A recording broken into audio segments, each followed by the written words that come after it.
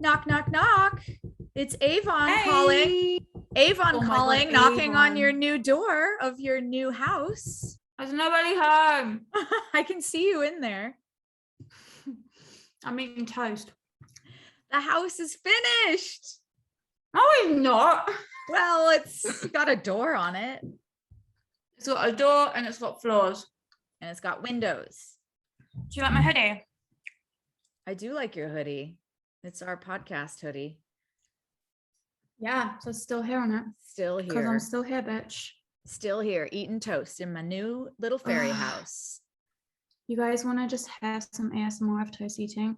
When I say that there's butter on this toast, I mean like there's a lump of butter on top and then also the butter has seeped through the bread to the other side. That's the best. Mm. Do you want to hear me lick a pumpkin? You have to do it right to the mic.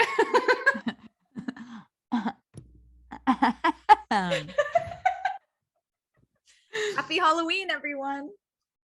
Happy Halloween. Oh, yeah. I just licked this pumpkin. is going to come out. This is going to come out on Halloween. Wait, we should have done a spooky special. Well, let's do it. Let's just play off the cuff and do a spooky day here. We always have more ghost stories. Yeah, that's true. So how's it going? It's going great. Just living my best life. Living the dream. Is that true or is that bullshit? No, life is good. Good. Yeah. Sometimes I can't tell with you. Sometimes you're like, I'm good. And I'm like, bitch. Well, I mean, that question's so hard for me to answer because I have a problem with that question. I mean, we've said this before, but it really bothers me. I can't answer it. No one can. It's such a deep question and I hate small talk. So it's like, fine. Like, what do you want me to say? There's so much I could say, but all I can say is fine. Do you know what I mean? Yeah. Yeah, I totally know what you mean. And then on the other hand, I get really irritated when people give me like too many details about their life. Exactly. So it's a bit confusing. It is confusing. Right. Should we get into the news? Yeah, let's get into the news on this spooky Halloween. This spooky. I tried this whole month. I tried to watch a scary movie a day to get in the mood. And it's not really doable, but I did watch some stuff. What did you watch? Let's pause see. on the news. Pause. I watched Corpse Bride. Is that scary? I mean, no, it's creepy. It's spooky. Yeah. I watched Beetlejuice. Mm-hmm. I watched Ratchet, Ryan Murphy's show. Ratchet. Never heard of it. I watched an episode of Midnight Mass. Mike Flanagan, big fan of his. Don't know what that is either. You're too busy watching the Kardashians. No, I don't even watch it. That's the fucking insane thing about my obsession with the Kardashians is I do not even watch the program. And then I've been reading a lot of Edgar Allan Poe, The Fall of the House of Usher in particular. Is that spooky then? Yeah. Yeah. You just getting in the spirit, getting in the groove, you know?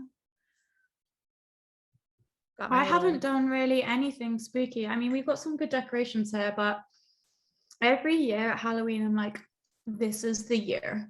This is the year I'm doing Halloween. And then I don't ever do it.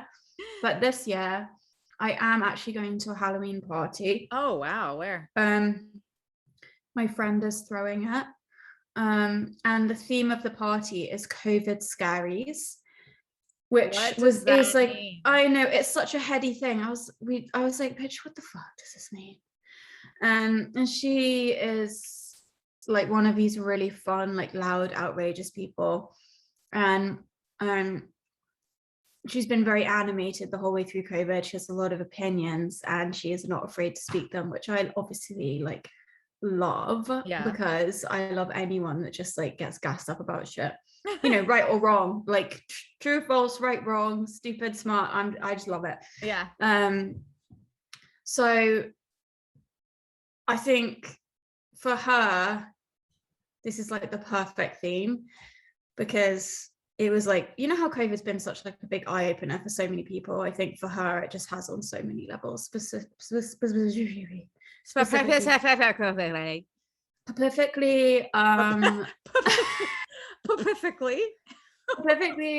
I love that politically. word. Politically.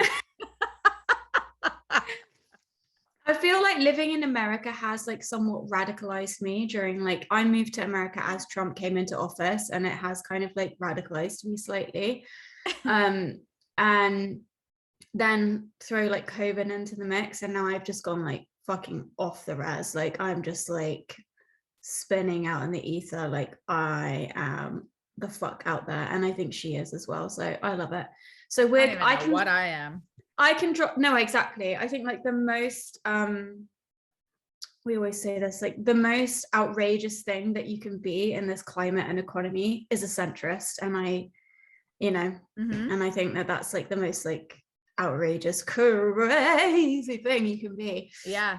It's someone that's just like, you know, I'm down the middle on that. I don't really feel I just want nothing to do with this society. I'm never voting again. None of it matters.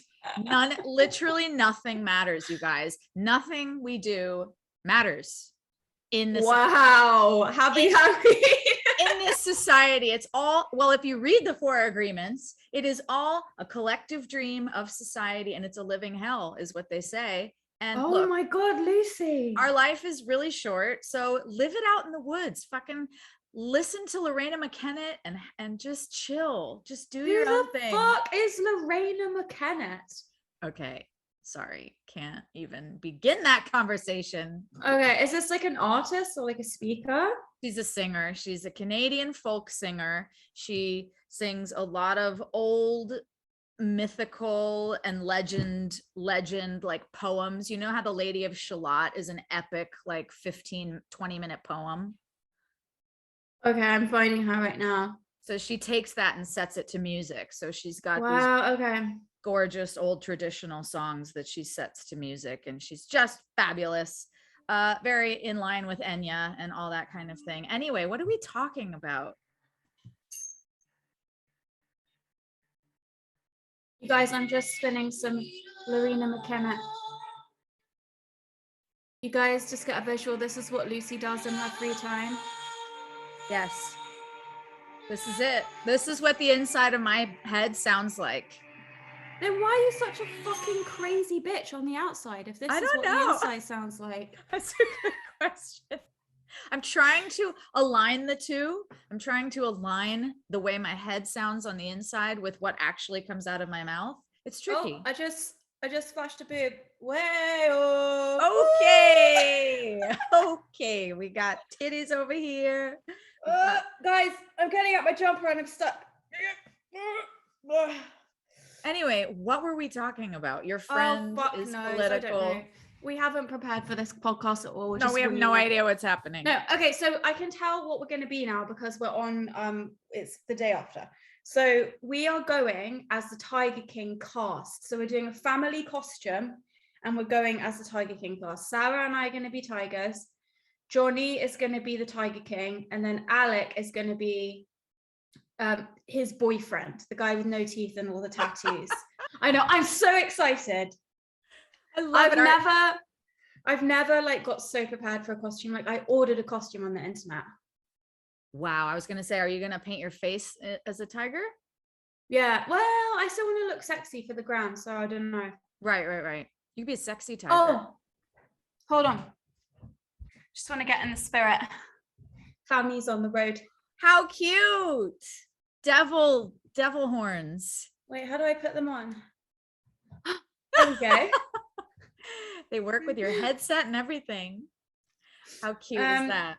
So you're going to be a tiger. You're going to be a sexy tiger. I love that. Love Tiger King. Made me very happy when I watched that. Amazing. My friend texted me. She's like, are you going to be like a sexy tiger or a funny one? I'm like, Bitch, I'm gonna be a sexy one. What? A funny tiger. Like Oh. after the year I've had, and like my revenge on this world now is that I'm just gonna be fucking sexy. Like that's how I feel. Love it. I'm with you. I am so sexy right now. Oh, You are. That roll neck is doing it for this me. And roll the neck, headband. turtleneck, the headband, no bra. Yeah. Oh, wow. Woo. Well, on Halloween, I will be, when people are listening to this, I am currently in the middle of cornfields in Illinois. Which, by the way, could be spooky. Be careful. It'll be super spooky. Yeah. How long are you going to be there for? I'm going to be there for 5 days.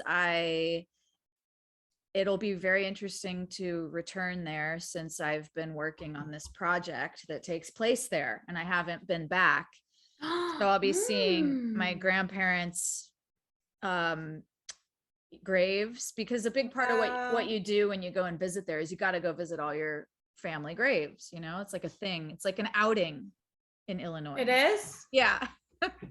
Like you go and see your grandparents on Sunday at the graveyard. So sounds quite morbid. Well, you know, it's just a way of life. It's my people. It's my people. So that's where I'll be. And I watched Coco, and I think that inspired me to do some like skeletal makeup on my face. That's really all I can think of. But maybe I'll have What's a really Coco? Coco's an animated, like a Pixar film. Oh, about the little boy. About Dia de los Muertos. Oh yeah, I feel I've seen that. Yeah. Okay, cute. Well, I love that. That's our Halloween update. Maybe some more spooky things will come to fruition in this episode since we have no plan and don't know what we're talking about, you know. Exactly. Spirits, join us, be with us, and guide us through this episode. So let's do the news then on this fucking chaotic Halloween haunted episode, haunted by our own bad vibes for not being organized. Yeah. Are you ready? Oh. Wait, the toilet's flushing. Hang on. Okay. Who will just wait to take a shit until after we finished our podcast? Jesus. Okay. Ready? 1, 2, 3, 4.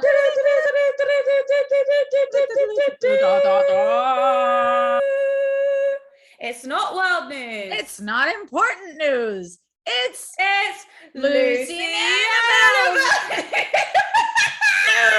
Why do you always slow down? Spooky edition. Bum, bum, bum.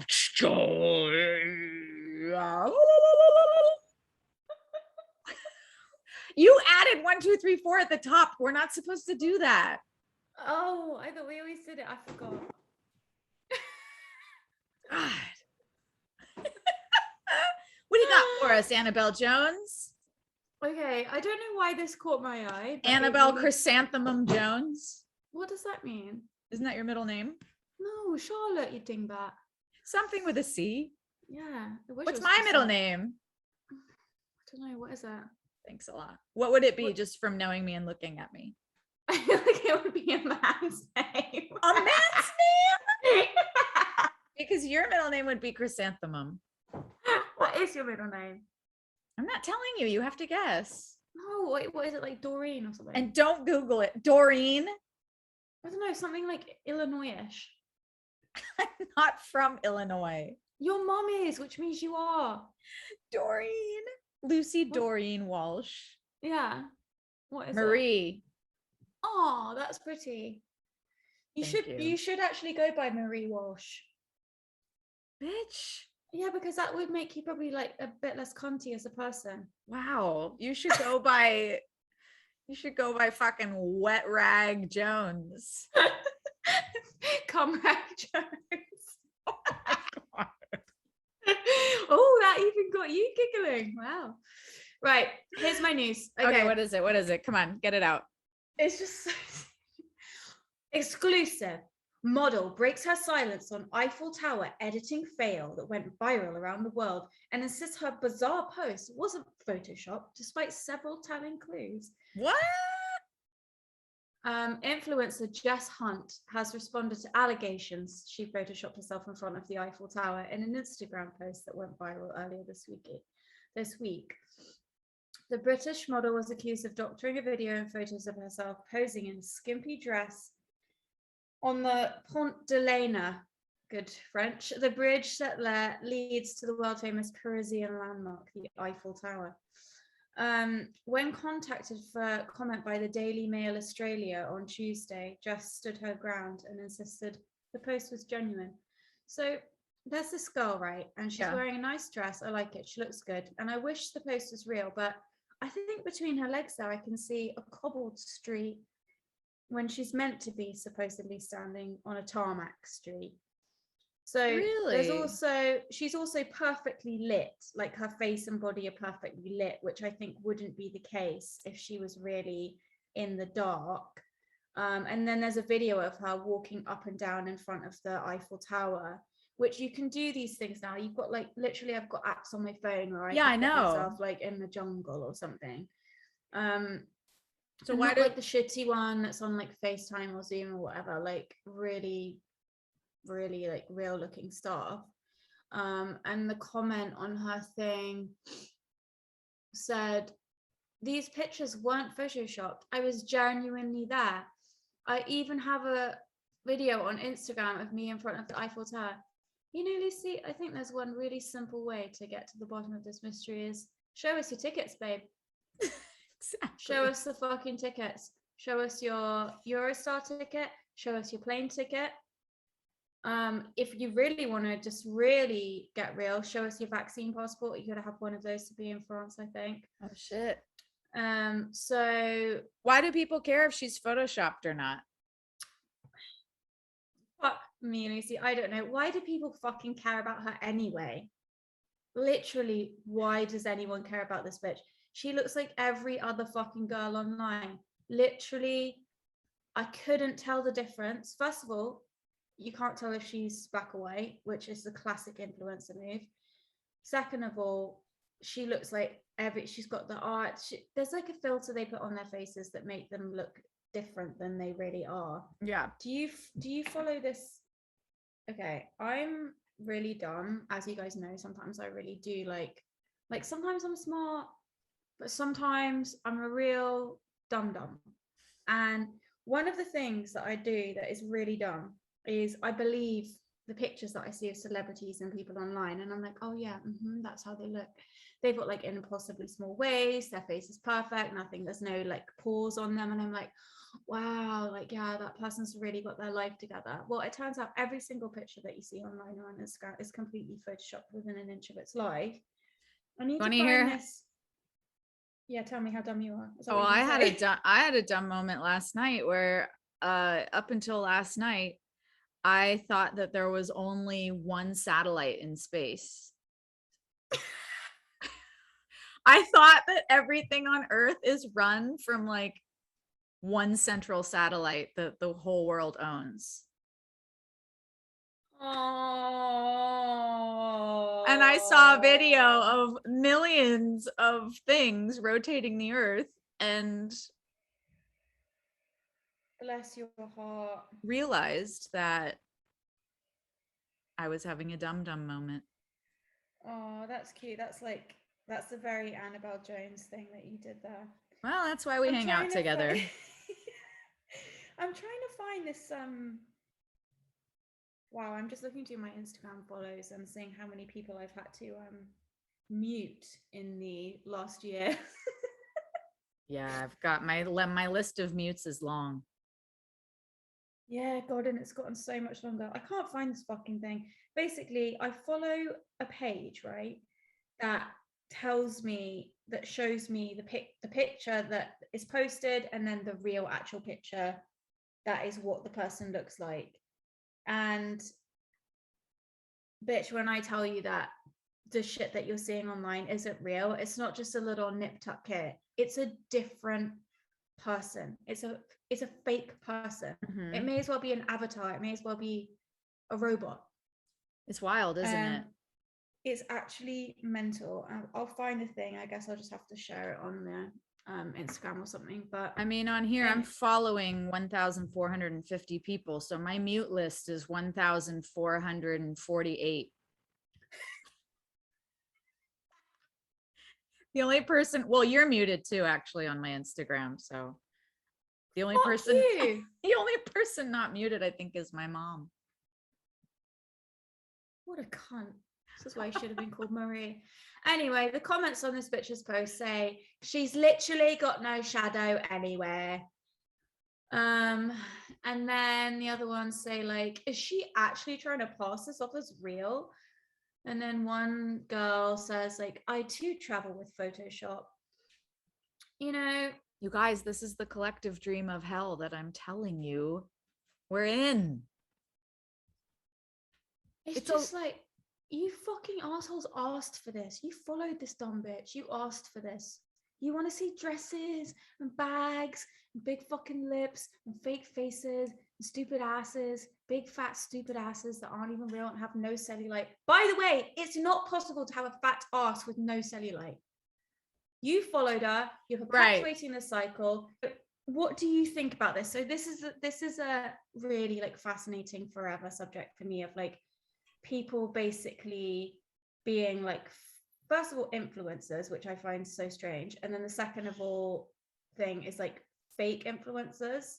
So people like this, this bitch hasn't gone to the Eiffel Tower. You know, her face doesn't look like that. These girls' bodies don't look like that. They rent their cars, they rent their purses. None of it's real. Yet the world keeps going in for it and asking for more. And then we all feel like shit about ourselves. What do you think about that? I'm actually not joking. I think it's a collective living hell. I think I'm not a religious person, but that is an evil that I think is a collective state of mind of humanity. There's so much smoke and mirrors to it that can be very dangerous for people following that person because of the toll it takes on the self-esteem. We mentioned self-esteem last week, and I think that people are sick. I think people, this is a mental illness, I believe. Yeah, that we're all caught up in. And then there's people perpetuating it, like this, like all of these influencers and whatever. And I do just wonder, like, do they think about that? You know, do they think about the fact that they've edited this photo within an inch of its life and that they are perpetuating this cycle of like creating this unattainable vision, right, that they know people are taking to their, and people who inject them and give them surgeries and do the hair extensions, like they know that they're perpetuating that. Do they never just think to themselves, do you know what, I think the message I'd like to send is actually maybe a different one? I don't know if they ever wake up to that, but I would say that you and I are fighting against that with our platform here on our podcast and who we are as people. I think both you and I fight against that, and we connected because of that. You and I are people that others could look at and think, wow, she has everything. Her life is amazing. She's the daughter of a rock star. She's this, she's that. And you and I want to say, no, get rid of that shit. None of us have it figured out. We are not perfect when we wake up in the morning. Let's talk about that instead of, yes, like you said, perpetuating this unattainable thing that makes people suicidal because they think there's something wrong with them when they can't attain it. Yeah. And then there's like those voices start creeping into your head, and you start sort of looking at yourself differently, of like, oh, my lips should be, you start not liking yourself for no reason. Not like for no reason. And it's like some fucking dumb bitch you've seen on Instagram's image and voice is in your fake head. That's not even real in the first place. We know this, yet we keep doing it. And I'm in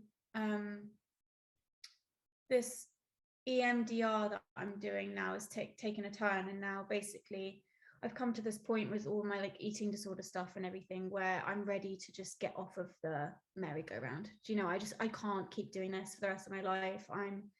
I've nailed the food side of it. I'm great with food. I don't have any emotional attachment to food. There's no such thing as good or bad food. I eat what I want when I want. Great. But the mental side of it, the obsessive thoughts, the comparison, all of the kind of like OCD side of the eating disorder and all of the mental health part of it, I haven't exactly kind of gotten down yet.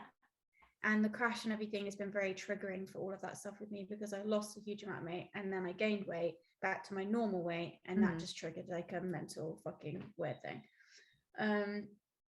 And well, the substance, giving up the actual substance is the easy part, isn't it? Giving up the alcohol, giving up the food. The hard part is it's like an iceberg. The part of the iceberg that you see above the surface is the actual substance, and everything under the surface is the real work. Yeah. So all of this time I've thought, sure, great. I've got it all under control. Well, I've got the food under control. I don't have the mental stuff under control. I mean, I'm doing well. We did a session on it. She's like, you're exactly where you need to be. We just need to actually commit to spending time on this. And if I'm honest, I've never actually committed time and energy to unpicking that. And so I've been thinking about all of this stuff so much. I've been thinking about, why don't I like that thing on my body? There's no reason. The truth is, there's no reason.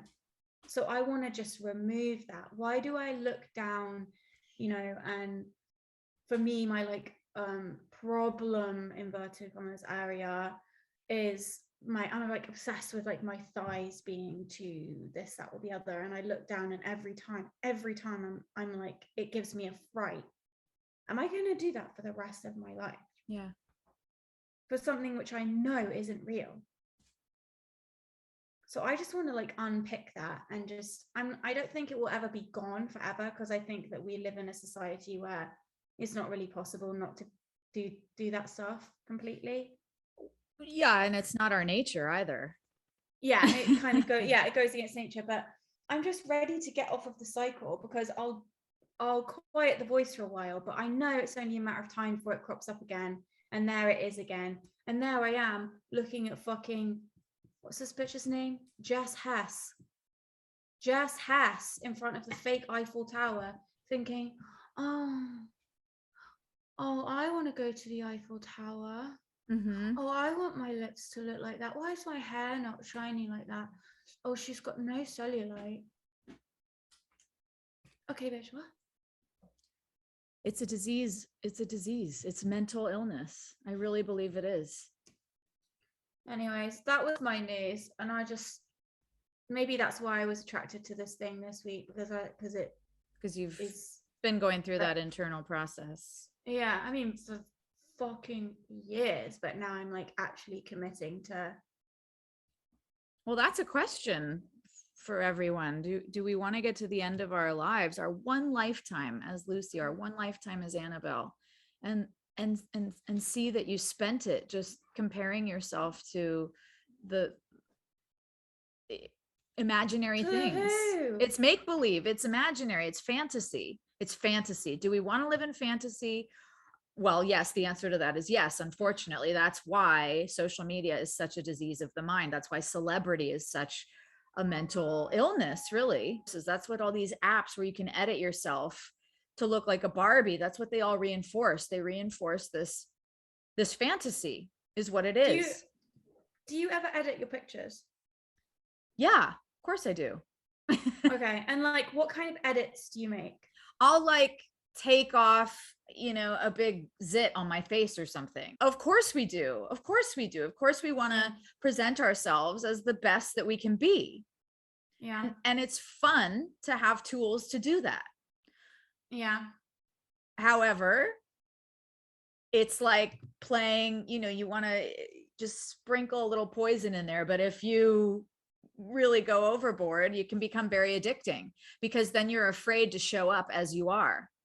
Can you imagine like this is why, I mean, I edit my pictures as well. So I will take out zits. If you know how sometimes you can be caught at a funny angle where like something looks distorted. Like all of a sudden your normal looking arm looks like the Hulk's arm. Right. I will, and this or you is like have a very eight chins because the camera's too low. I have a very strict rule with myself where it's like I can only go to what I know is like natural. Yeah, exactly. I'm not making my lips bigger. No, it's not to like, it's not to I'm not doing anything or. No. It's if the picture is cute, but there's like one thing that's like fucking up the vibe, I'll edit that away, but I'll never make it more or less than exactly there naturally. So that is the way in which I edit my photos. Totally agree. App that I use, I have an option where like you can put a full face of makeup on me. Oh yeah, like I can me too. I can put eyelashes on, I can do, and it looks so real. It's, I know, crazy. I do it sometimes and then I don't put them on, I don't release them, but it's so crazy to do to your face and your body. I mean, you can make your body into anything. You can make your body into Kim Kardashian's body and it looks like that's your body. And I know, and now the thing is that you can see, because we all have the same apps, you can see when someone's doing this kind of thing, because you know the person in real life and you're just seeing them turn themselves into this fantasy. And I just think it's absolute mental illness. It is a sickness for sure. But when it becomes the standard, people are afraid to live not at the standard. It's keeping up with keeping up with the Joneses, isn't it? Like for a long time in my hair, I wore hair extensions up until a couple years ago because I was made to believe that that was the standard in Hollywood and that I couldn't compete. I could not compete to get a job on television unless I too had those hair extensions in my hair. So it did a number on my hair. My hair, you know, was falling out and breaking off, and it really hurt my hair, but I wore them for years because I needed to be at the standard as everyone else. And it's just not true. Yeah, it really isn't. And that's the thing that's so amazing about it, is that I think you think that like the world's going to stop or something if you don't do this stuff. And truthfully, no one's going to fucking notice. No one cares. No, they're all thinking about themselves and their own, their own damn skinny waist on Instagram. Their it's own crazy. Crow's feet, their own, you know. I'm at the point now where I used to even like take pores off of my face, like if my pores look weird, and now I like really don't do that because I don't want to perpetuate saying that people are like not meant to have pores on their face. Every fucking person has pores on their face.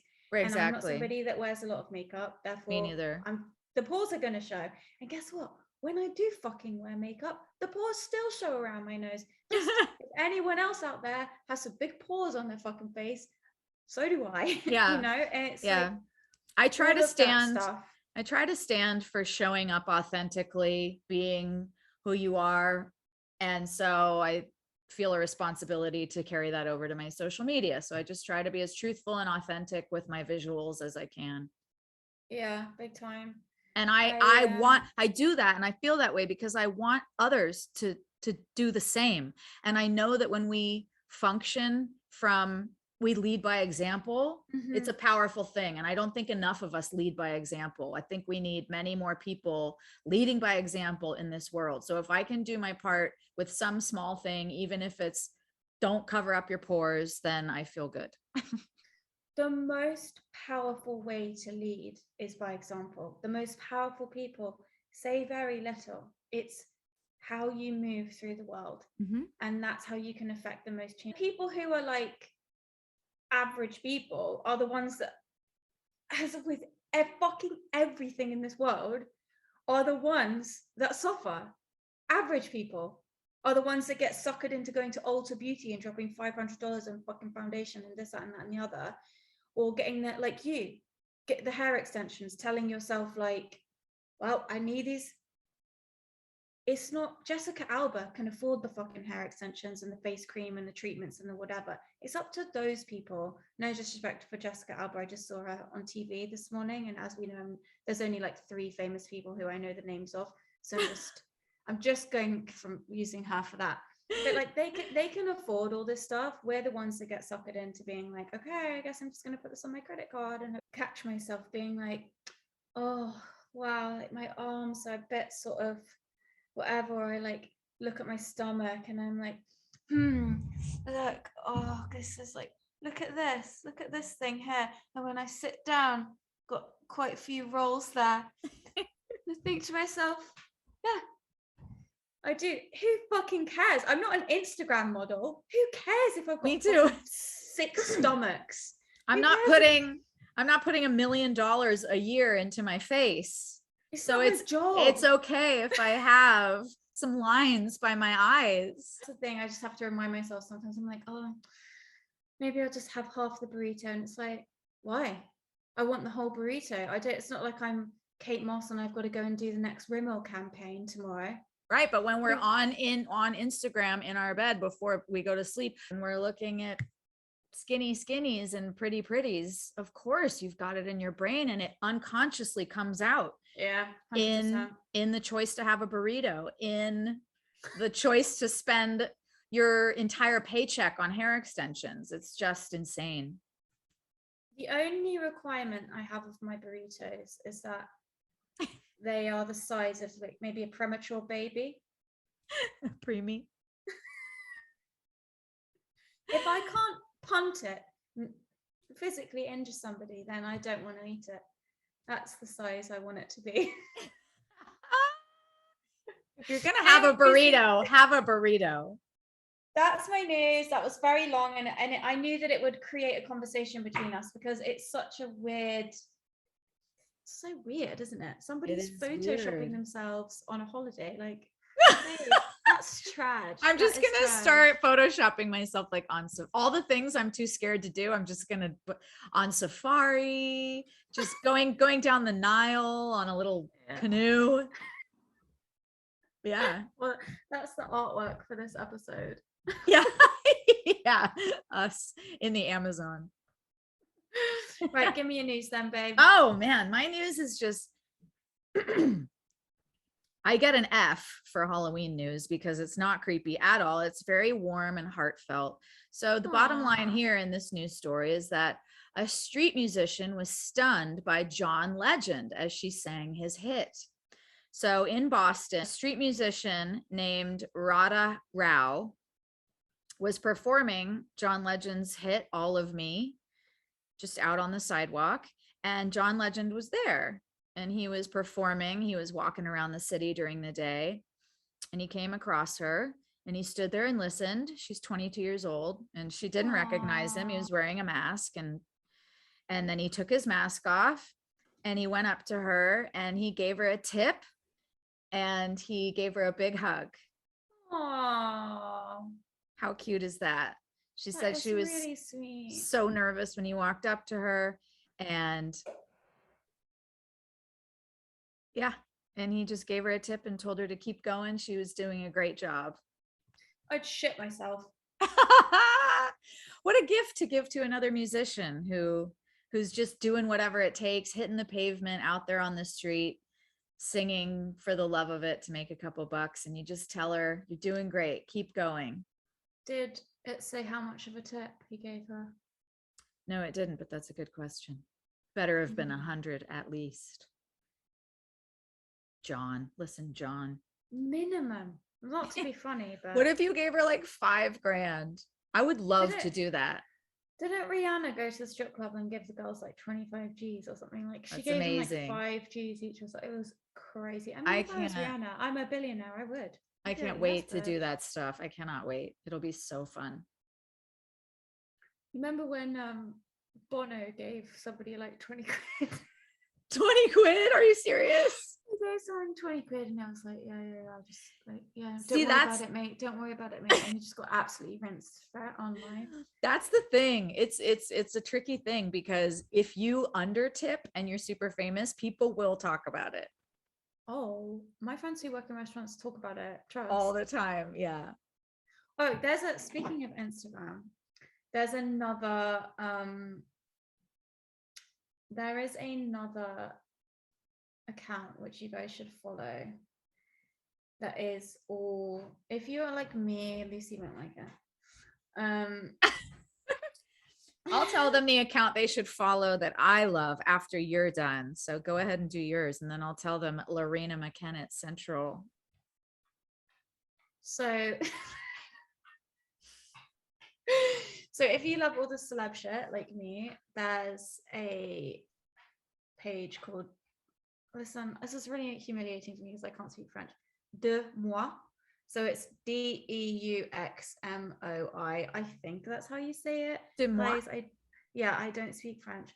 But on there, there'll be like, anonymous, please, spotted, John Legend at this diner, bad tipper, only left $10 or something.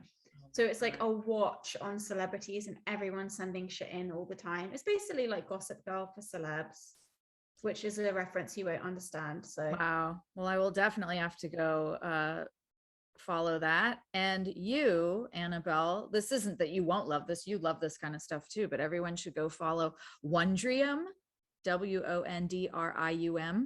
It's this platform where you can learn about literally anything. They have little talks on anything you've ever wanted to know. Just type it in and there's all kinds of amazing things to learn. So there, you got 2 new sites. You can get your celeb gossip, you can get your learning. You can be a well-rounded human being. God, what a dream. Well, what a fantastic new segment. Should we do some listener feedback? Yes, let's do some listener feedback. I was very emotional over a message we got this week. I know, I knew you'd get emotional about that. So this message came from Sophia about our episode last week on value, called Valuable. She said, this week's episode was excellent. Wow. Thank you for sharing your experience. Hearing your story was a very specific kind of hug I've been needing for a while. Recently found out my grandma had been moved to end-of-life care.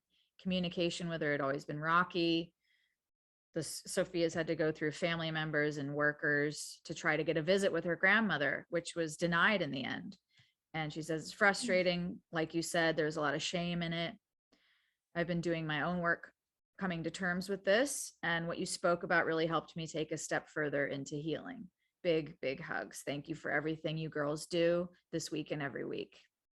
Beautiful. Aww. Thank you, Sophia.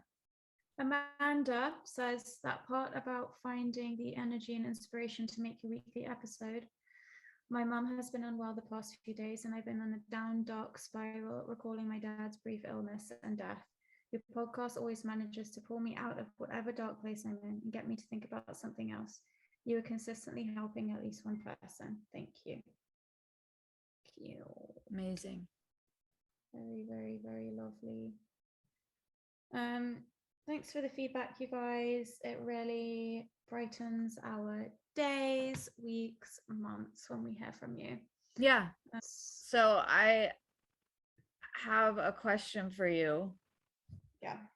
Since it is Halloween, Mm-hmm. what is your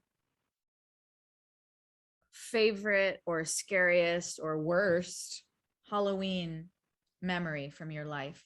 What's been your best Halloween? What are the highlights? My best Halloween, I think I was about 6. Okay, there you go. I was 6 and my mom let me have this like massive Halloween party. It wasn't that massive. It was probably like 10 people. 4 people.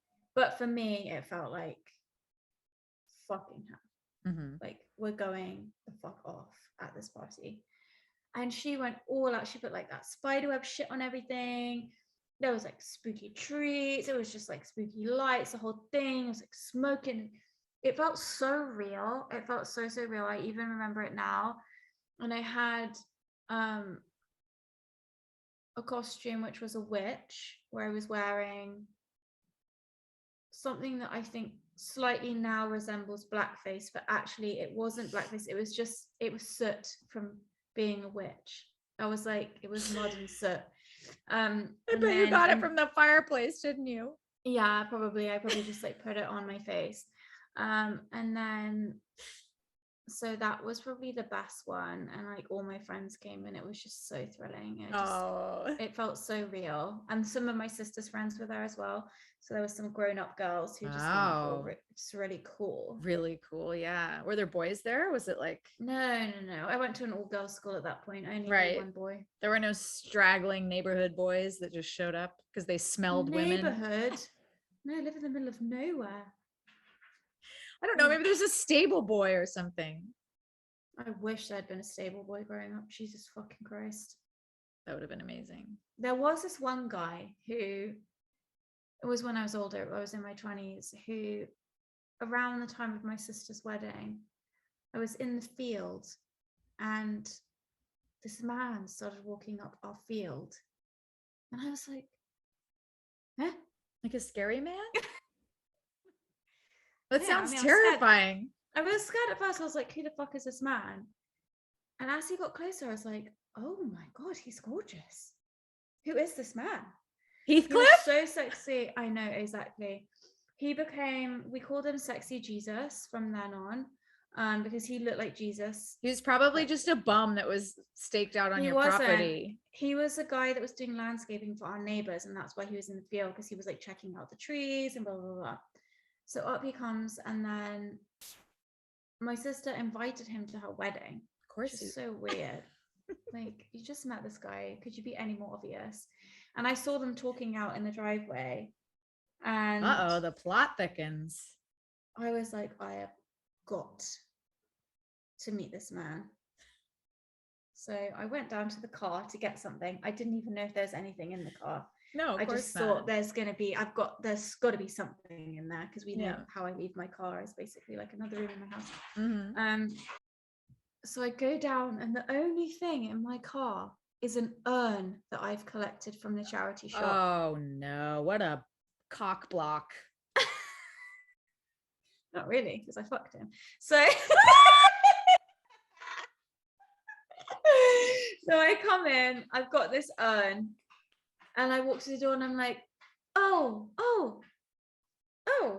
just pretending like I don't know he's there or who he is or anything. I'm sorry, I lost track of how old you are in this story. I'm like 20, probably 20. Okay, for a second I thought you were like 9 or something. No.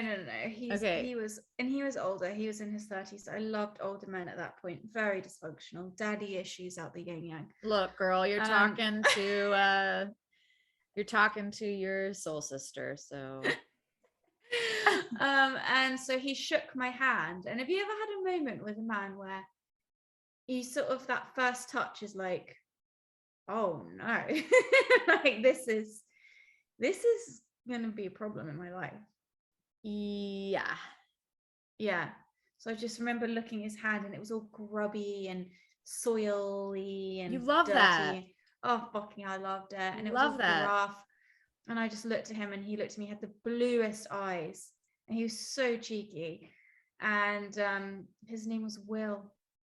And I love that name. I do. I've always been obsessed with that name. Of course I married a Will. And then we sort of hung out a few times, and then he had to go back to work. He had to go back to the fields. You know what? Okay, this is a book. It's called Lady Chatterley's Lover. Hello. I know. I really want to. I think I've seen it, but I would go on these long romantic walks like I do now. And he used to drive this old postman's van. So anyone from the UK will remember the red vans that the postman used to drive, and they were very rickety, and he had like a very old one. So I'd be at the top of the hill, and I'd see him way, way down a mile away in his red postman van coming along the lanes. And the thrill it would give me, knowing that he was maybe coming closer, and then sometimes it would just be the postman, which would be disappointing. But literally the storyline of Lady Chatterley's Lover. Is it actually? Yeah. He would pull up beside me in the car, and I just like lean in the window, and I was all young and nubile, and I'd be like, hi, Will. And what would happen when it would be the fat postman? You'd run back in the house. I'd be like, oh, hello. Oh, head down. Yep. Talk to me. But yeah, he lived in his sister's house down at the bottom of the hill, which is now inhabited by God fucking hell, not Tom Holland, not I can't tell the difference between all these blonde hair, not Benedict Cumberbatch. Who's the other one? He had a ding-a-ling with Taylor Swift. Oh, Tom Hiddleston. Tom Hiddleston. Yeah. Lives in that house now. Oh, And love Tom Hiddleston. He doesn't know that I've fucked in his house. So wow. I saw him on Broadway. I should have yelled it out in the middle of a performance. Hey, by the way, your spare room.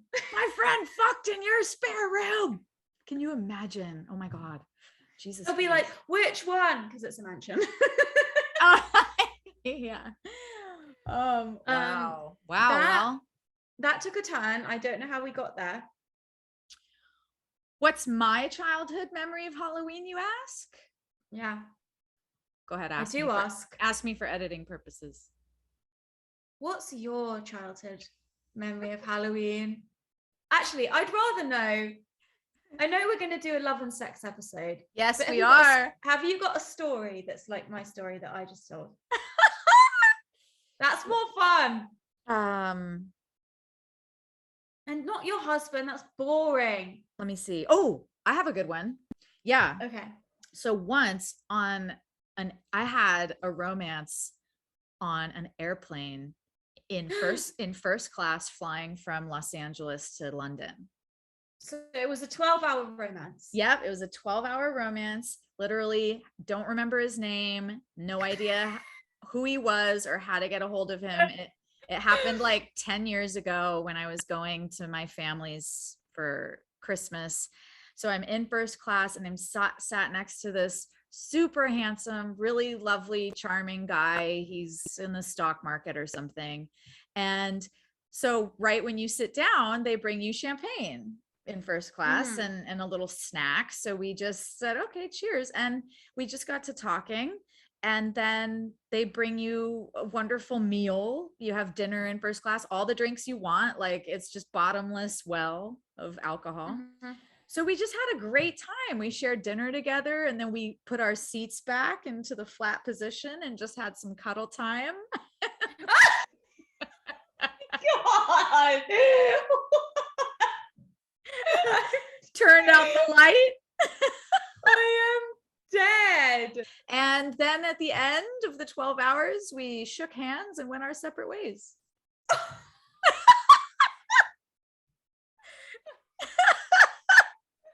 That is so like Samantha Jones of you. I love it. I know. It was so romantic and exciting. It's good that it was 10 years ago, because if it was now, he'd have Instagram and he'd be able to find you. Exactly. Yeah. There was none of that. Nope. Untraceable. I snogged a man on a plane once, just completely. And I was I mean, I have too, but they were my boyfriends. Yours was probably a stranger. No, it was a complete stranger. And I was underage. I can't believe you wanted to know about that instead of my favorite Halloween memory as a child. Did you hear what I just said? I was underage. You cut out when you said that. I didn't catch it. Tell more. Yeah, I was underage. What are you saying? What's to tell? There was a man and he was like trying to tell how old I was. And he was like, so do you drive? When you say there was a man, I picture like an old man. No. He was like a sexy guy. He was like a sexy guy, probably in his 30s. And I was like, was he a flight attendant? No. He was just a hunky man. I think I was like 17 probably. Were you sitting next to him? Yeah, but Annabel, that's not underage in England. So, hey. Yeah, but it is in America and I was in an American air. You were in the air, okay? You were in the air. I made that man into a diddler. He doesn't even know it. Well, you could probably tell. That's the thing that was really confusing for me in the Me Too movement, because I was like, yeah, I've been Me Too'd for sure. Like, as in, like, I've been like sexually pestered. Sexually pestered. Yes. Pestered, attacked, molested. How far do you want to go? Right, exactly. Me too. Well, I may have also done some pestering. But you've also been the pesterer. So look, listen. If anyone in most of these situations should go down, it would be me. I'm the office pervert, 100%. And Me too. you know, I just don't know what to do about that. It's just in my Hey, nature. it's water under the bridge.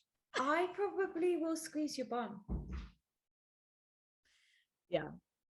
Yes. All right. So that's just a little teaser for our sex episode that's coming up. Love and sex. Love and sex. We're in the middle of our research, heavy research right now. And we're about to ask the listeners to join us. This is going to be an interactive episode. We're very excited. It's hilarious that we put a lot more thought into the sex and love episode than Halloween. We just fucked Halloween off. I know, we really blew it. What is your best Halloween memory? Oh, thank you. I know you really seem to want to tell a story, so let's do it. I don't have a story. They just used to be so magical. My mom too would have parties for me and my friends. And my favorite thing was this Jello mold that was a brain. And you do it and then have it on the table and everyone could take bites of it. And it was like, oh, we're eating a brain. Oh my God.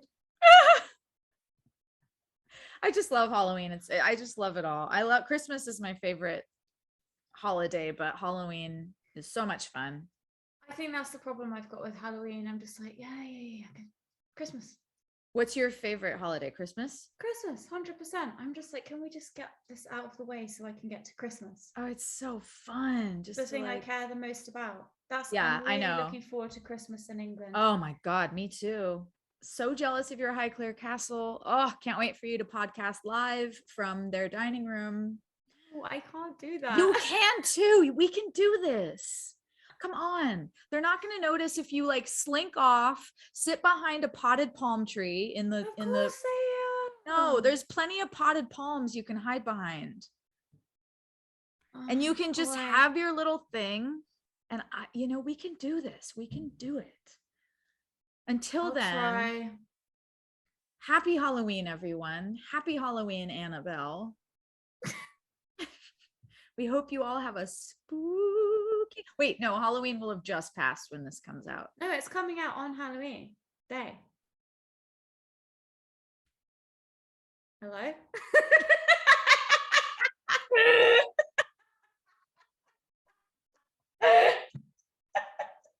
I've never seen you disassociate that deeply before. I just pissed myself a little bit. I thought I couldn't remember. Oh, well, then everybody have fun tonight. Be safe. Are you gonna actually, was your text bullshit about going to that haunted place? About you and I going? Yeah. No, I already called them. Okay, well, when are we going? Like a month ago. We should have done it for this episode. We're the worst. Oh my God, you're right. Shit. You guys, can we have a redo? Can we have a redo like in 2 weeks? Yeah. It's going to be a Halloween redo. No one will be in the mood then because they'll be on to Thanksgiving and nobody will give a shit. But true. We have a lot to of... be fair, we get a lot of messages asking us to do more spooky stuff. You guys love the spooky stuff. I know, that's true. All right. So yes, Annabelle mentioned like a month ago that you mentioned this hotel up north that's super haunted. And I called them to see if we could stay there. And they said, no, it's not open to the public, but they would make an exception for us. So we're going.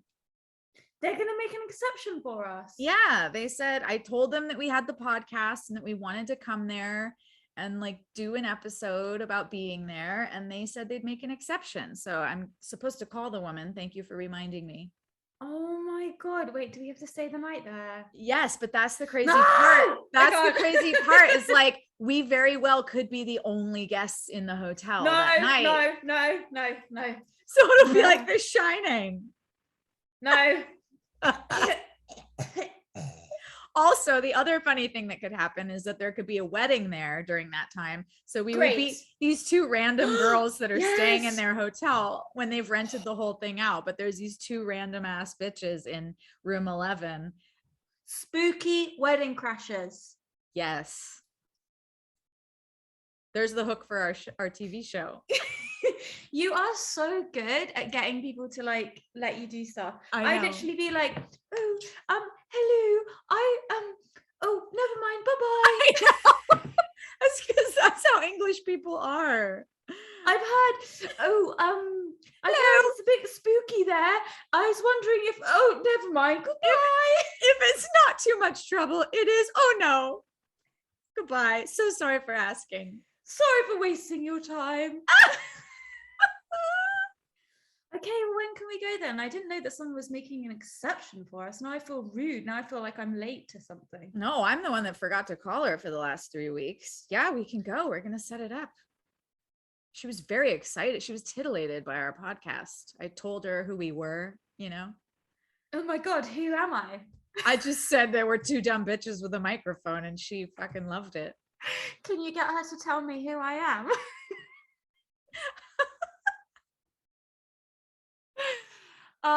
Listen, guys, we know this one's been a bit all over the place. We were going to do one episode this week and we couldn't do it.